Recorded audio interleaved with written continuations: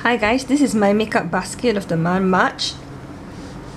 I was inspired to do this after watching Makeup Obsessed Steph, I believe. So these are the products that I am desperately trying to finish for the month of March. First up is the Misha BB Boomer BB Cream Primer. I've had this for 1 or 2 years, so I need to finish it soon, and it's up to here. And then I have my Skin Food Mushroom BB Cream, which never seems to die. After using it for more than a month, I'm still up to here. So I'm just trying to finish it off. This is a really bad match for my skin. Once I put it on, it's super obvious that I'm wearing makeup because the tint is pinkish base and I have very yellow undertones. So even when I slid it on over my face, my neck and my chest, there's still this issue of me being too pale for the rest of my features. So I don't really like this, but the smell is nice and I just want to use it up as fast as possible because I just did a count and I might have 20 BB creams and foundations put together and I have 2 years to finish them. So yeah. Then I have my Benefit Moonbeam highlighter, and I have no idea how I am going to finish this either.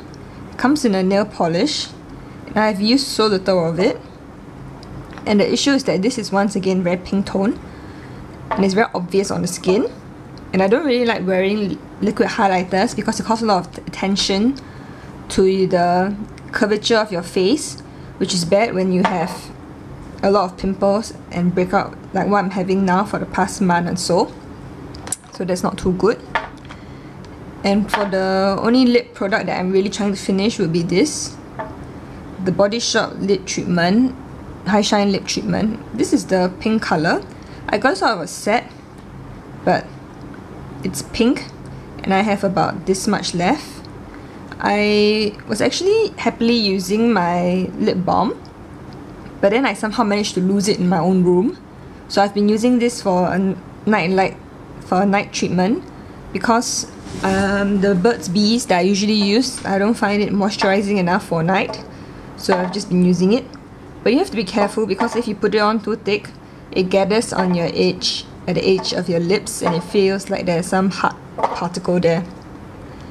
Yeah, and this is probably more than 2 years old, so I need to finish this ASAP. And then I have this ZA True White Foundation in 21, which is too light for my skin, but I'm trying to use this to set concealer. Then I have my NARS concealer, and I poked a hole in, but I'm still far away from hitting the pan, so I will be using this every day. Then for eyes, I will basically have 2 looks this month. I will have my Lashuka Gold palette. I've made a bit of a dent in it, so I can use this all for overall. It's not very neutral because it's goldish, it has gold tints in it. Like even the brown here is quite a sandy gold color, so it's not very neutral, but I quite like it. Or otherwise, my other eye look will be this, my homemade eyeshadow base, which is a very coppery tone, and the Chanel in Illusoire as the crease shade. So I've used a little bit of it. So I will just basically have these 2 looks. And then I'll be using this as a highlight, NYX in Milk. I don't like using white pencils in my waterline because I find it way too obvious. So I'll probably use this as a highlight only. But even then it's still quite stark because of how white it is against my skin. And I have this Urban Decay eyeshadow primer sample which never seems to die. And I have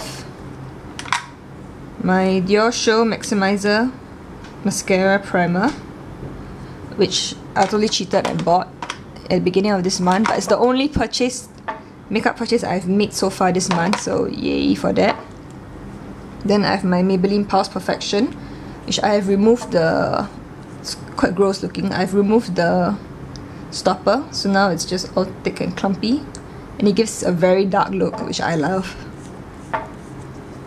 And I have my usual eyelash glue in case I want to wear any.